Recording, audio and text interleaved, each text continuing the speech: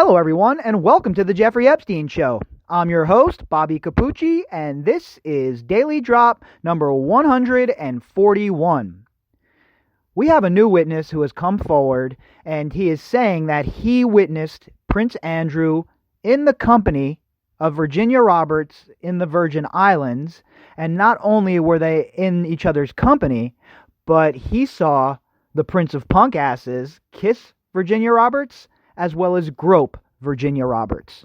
Now, you add all of this to the evidence we already have. You add it to everything that has already been said about Prince Andrew on the record. You add it to the fact that he really can't tell us where he was the night that this occurred.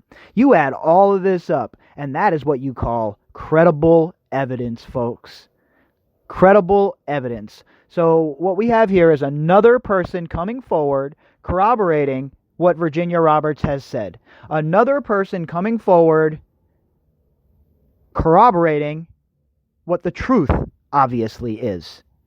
Meanwhile, Prince Andrew is busy telling stories. Prince Andrew is busy blaming non-existent conditions that have to do with him sweating.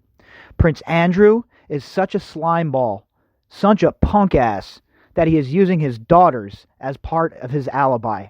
This is the sort of person that we're dealing with, folks. This is the sort of man that is representing the crown. This is not the kind of man that anybody should be sticking up for at this point. It is very obvious that what Virginia Roberts has said for years now is the truth. It's very, very obvious that what she says rings true. And not only it's what she says, folks, it's the fact that there's other evidence to back up her very credible statements. Okay? The pieces don't fit together for Prince Andrew. I'm certainly no investigator. I'm just like the rest of you, somebody who's fired up and who's had enough of the nonsense and who's had enough of the lies and the BS and the deceit.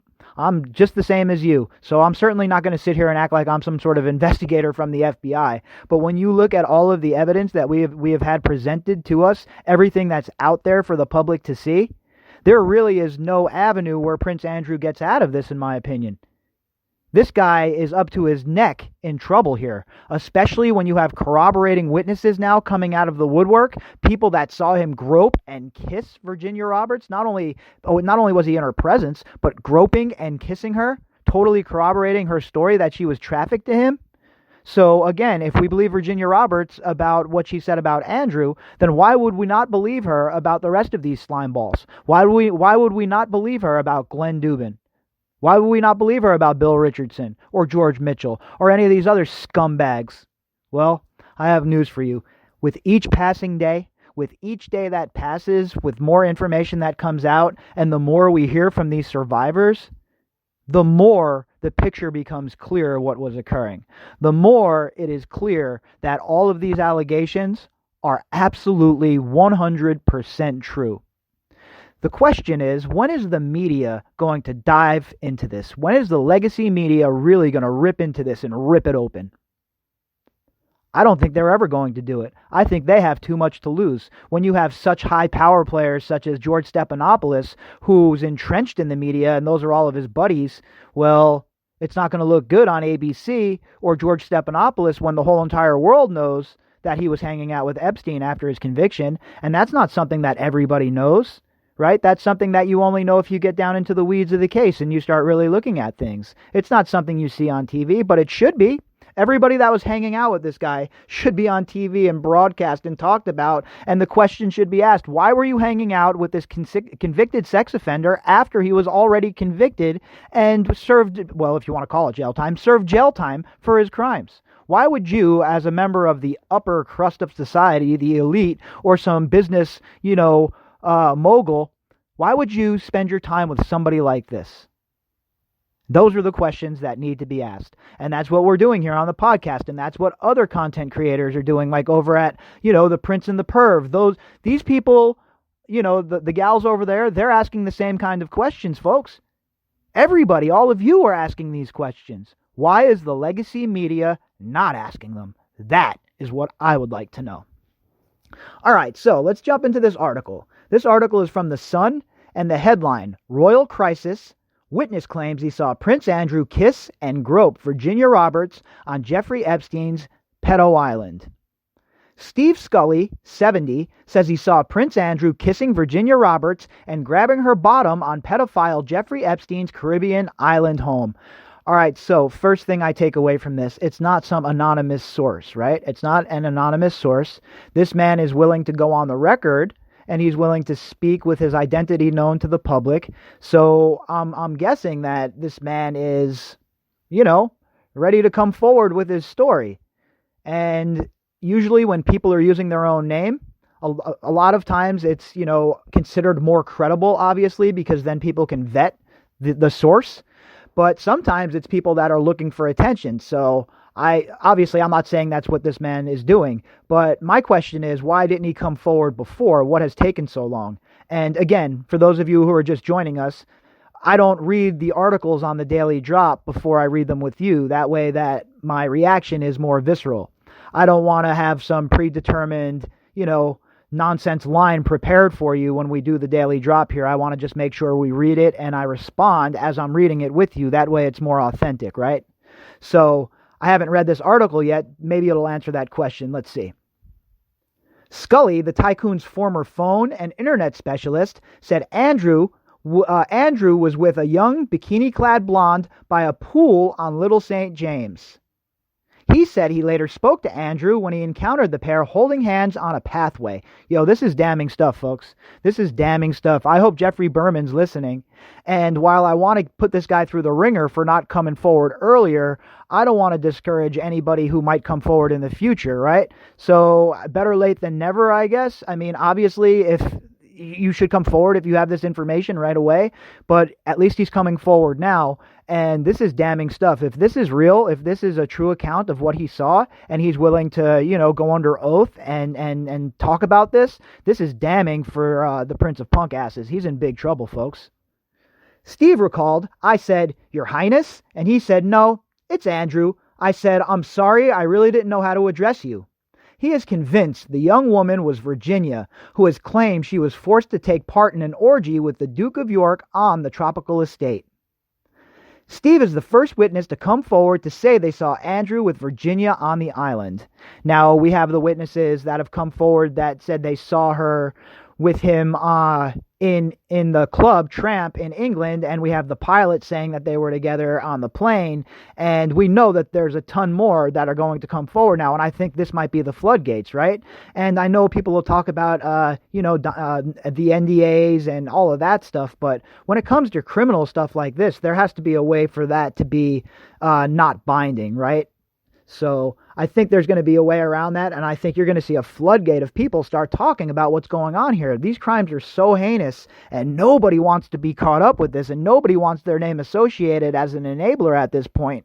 And hopefully this Steve Scully cat is the first one to start spilling the beans, and we get more. And I think that's very important. If we get his ex-employees to come forward and corroborate what was going on here, man, this is ironclad stuff, folks. It's an ironclad, open and shut case. It's not even a question. It goes on. I mean, the evidence is overwhelming at that point. If employees start coming forward and you have 5, 6, 7 employees that come out and corroborate this story, wow.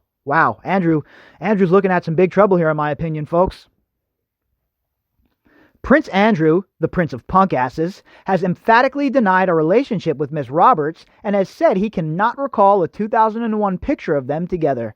I guess he fell and hit his head and was suffering from a traumatic brain injury or something. That'll be the next excuse. Well, nobody knew, but when I was at war over in Afghanistan, I was over there on a secret mission, and I suffered a traumatic brain injury. That's why I don't remember taking that picture with her. I mean, that's how asinine things are at this point. So why would we expect him not to come up with something just as asinine as that story right there? Because this guy understands that he is against it now, right? This guy is under the microscope big time, and the Prince of Punk asses is feeling the heat. In a world-exclusive interview, Steve told The Sun on Sunday that he saw Andrew and the young woman fooling around by the pool for several minutes.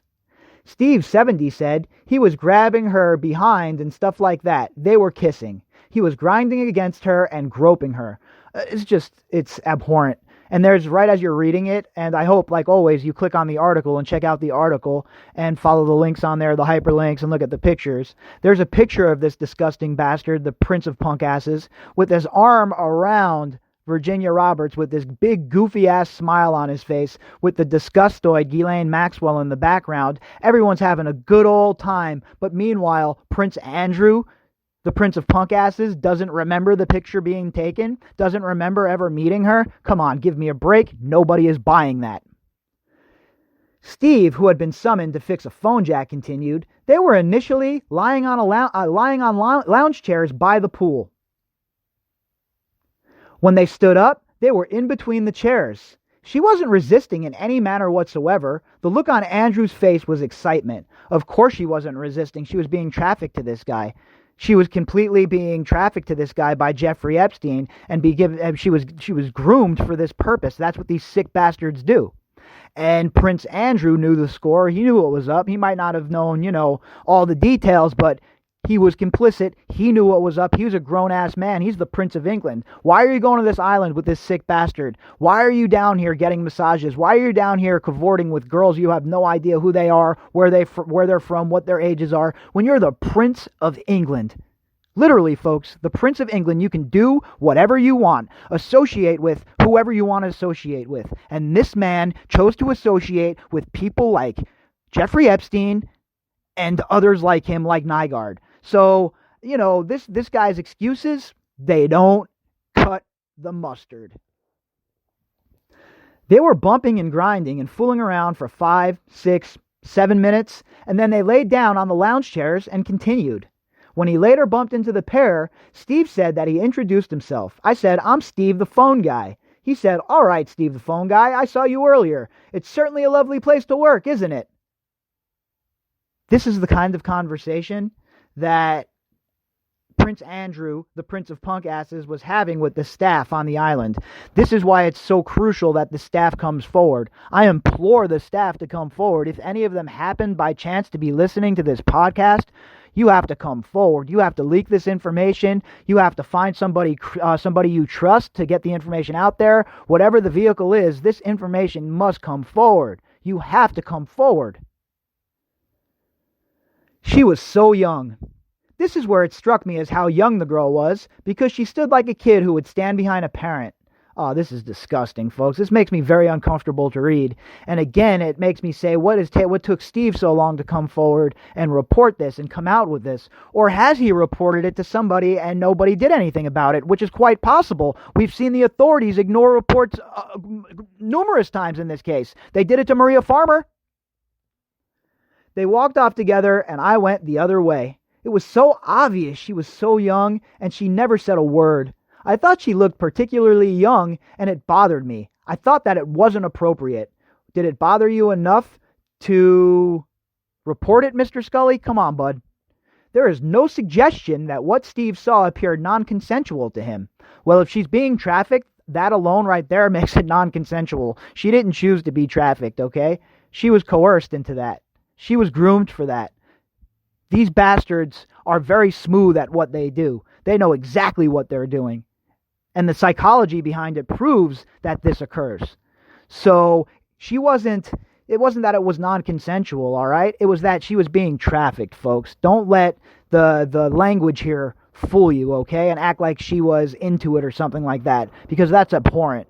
That is absolutely abhorrent. She was just a kid. She had no idea what was going on here, okay? But Miss Roberts now says she was forced to take part in an orgy with the royal on Little St. James after having sex with him in London and New York in 2001. Father of three, Steve, who has not been paid for this interview, is making this astonishing claim publicly for the first time. His wife Pamela and pal Bobby Gottlieb both confirmed he had told them what he saw at the time. Wow, folks, this is damning for the Prince of Punk Asses. This is crazy. This is crazy. If this was reported about anyone else, the FBI would be showing up in a tank with a helicopter, a SWAT team, 9 news organizations. But yet here we are. Nobody's being arrested. They're not even talking to this guy. What is really going on, folks? Is this what our taxpayer dollars are going to? Is this what we're going to stand by and let occur on a regular basis? He said he ran into Prince Andrew one Saturday sometime between 2001 and 2004, but never saw him or the blonde again. The blonde being Virginia Roberts. He had been called to Little St. James by Miles and Kathy Alexander, then caretakers of the island. These are two names that we need to make sure that we look into, folks. Miles and Kathy Alexander, caretakers of the island. They've been on my list for quite some time, and when I get back from Santa Fe, I'm going to start a dive into these two and see what their deal is. Steve said when Miles called, he said, I had to fix Jeffrey's favorite phone. It was on the front porch in front of the living room. Steve said he was warned by Miles there was a special guest on the 72-acre Caribbean paradise. Again, Miles, Kathy Alexander, both gatekeepers, both people that have keys, key holders, both people that know where the skeletons are buried. I would bet my last dollar on it. I don't have evidence to prove that, obviously, but boy, I've been pretty spot on so far. Once there, Steve went to a porch and saw Prince Andrew about 50 feet away from him with the young blonde. He said he turned toward me and I went, oh my goodness, British royalty. That's amazing. Last night, Virginia's lawyer, David Boies, described Steve as a very significant witness and was arranging to speak to him. Attaboy, David Boies. Go get him, my man. Look, I've been critical of David Boies in the past as well, but unlike Gloria Allred and her daughter, Lisa Bloom, David Boies is really doing this case the right way. And he's treating these survivors with respect, and he's treating this case with the respect that it deserves. And when I'm critical of people, it's for a reason, but I'm also willing to give them their credit when they've earned that back. And so far during this case, David Boies has been doing a really good job of standing up and advocating for these survivors. He added, Virginia was with Prince Andrew on the island. It would have been in 2001 or the first half of 2002. She doesn't remember this particular incident, but she says she was groped by him on a number of occasions. Steve said he was prepared to give a statement under oath. He said, you get me in front of Prince Andrew and I'll challenge him. Wow. All right, like I said before, he didn't come forward before, and maybe it was he was scared. Maybe he was threatened. Maybe he had some sort of NDA, and maybe it's been weighing on his conscience and he wants to make things right. And in our society, there's very few things that you can do in life where there's not a comeback story from it. Besides what Andrew has done and what Epstein was up to, obviously there's no coming back from that. But we love a good comeback story in America, especially. So this is the way to absolve yourself. If you know something and you have not come forward, you come forward now. Absolve yourself. Do the right thing. And that's what Steve Scully's doing here, and he's willing to go in front of a judge, go under oath, and he should be applauded for that. And I'm going to give him his props for sure right here on this podcast. If you're listening out there, Mr. Scully, good job. Props to you, sir. Investigation ongoing. He was there with Virginia. There is no question about that. Steve's claim comes as the authorities continue to investigate Epstein's crimes. The FBI and the Southern District of New York are probing co-conspirators who allegedly aided the sex offender. Officials in the U.S. Virgin Islands have launched a lawsuit against Epstein's estate in a bid to seize Little St. James, where hundreds of girls were allegedly sex trafficked. Again, come on, man. They don't need to seize anything. If anything, the estate needs to be seized, but put into a trust and given to the survivors when it's time for them to get their reparations. Because obviously, everything that Virginia Roberts said, let me be very clear, folks, I believe everything Virginia Roberts has said about this. There is zero doubt in my mind. And I'm not a believe all women guy. I'm not a believe all men guy. I'm a believe the evidence person, okay? I follow the evidence, and wherever it leads, that's how I base my opinions, and that's what I go off of. And in this case, right here, all of these girls are so credible, it's not even funny. How the investigators in the very beginning didn't listen to them, starting with Maria Farmer, is beyond me. And how they sleep at night is also beyond me. Because in a way, they are complicit as well. Attorney General Denise George said last week a former employee had told her they had seen Prince Andrew groping girls on the island. Again, corroborating Virginia Roberts' story. Steve lives on the nearby island of St. Thomas and worked for our American financier Epstein, pedophile, between 1999 and 2006. He would visit the billionaire's island around twice a month to maintain his phone lines and internet service. Miles and Kathy Alexander, who we tracked down in South Africa, confirmed they knew Steve. In 2008, Epstein was jailed for procuring a child for prostitution and served 13 months in jail. I mean, listen to that charge. Procuring a child for prostitution. This dude, a straight-up pedophile, was admitted back into polite society to hang out with people like Katie Couric, George Stephanopoulos, Woody Allen, and the list goes on, folks. The list goes on. And these are the people who have the audacity to speak down to you. These are the people who have the audacity to get on their high horse and act like they're the moral compass of the world. Meanwhile, they're spending their free time with Jeffrey damn Epstein. Last July, he was arrested on child sex trafficking charges. That month, Steve saw a picture of Prince Andrew with his arm around a teenage Virginia. The snap, which Andrew claimed may be faked, was reportedly taken in London in 2001. Steve said, "That's the girl who was with Prince Andrew."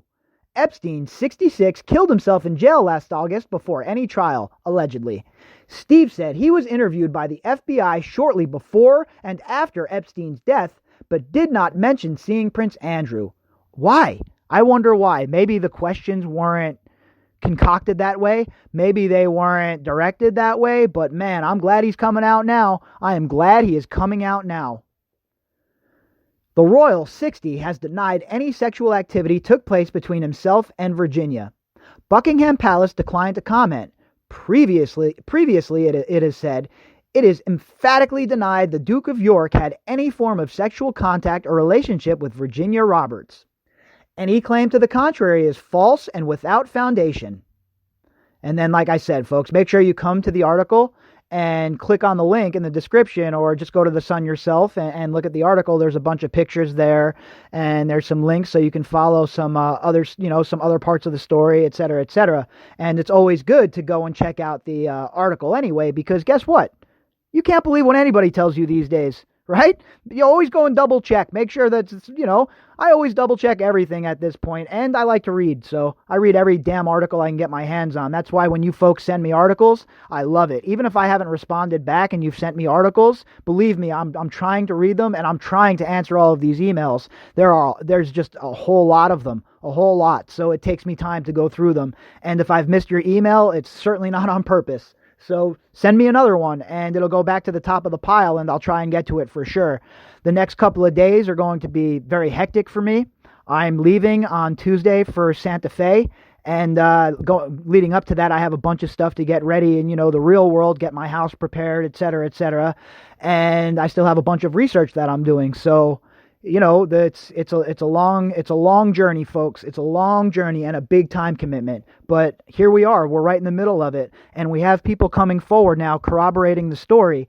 And Prince Andrew has provided no evidence to refute what's going on here. And so the Prince of Punk Asses is really finding himself in a real bad spot.